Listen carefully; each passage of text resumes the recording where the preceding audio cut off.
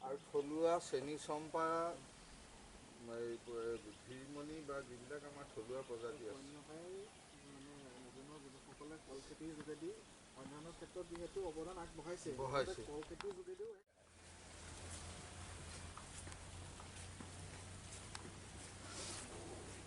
এইটো অমৃত সাগৰ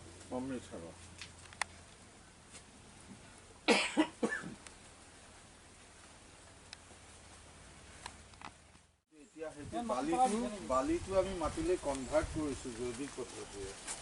তাৰ কাৰণে আমি জৈৱিক ইয়াত যিবিলাক চিষ্টেম আছে ঘনচা গুটি সিঁচিলোঁ গোবৰ দিলোঁ ভাৰ্মি কম্পষ্ট দিলোঁ সি মানে মাটিৰ বালিয়াৰ পৰা বচিয়ালৈ সি কনভাৰ্ট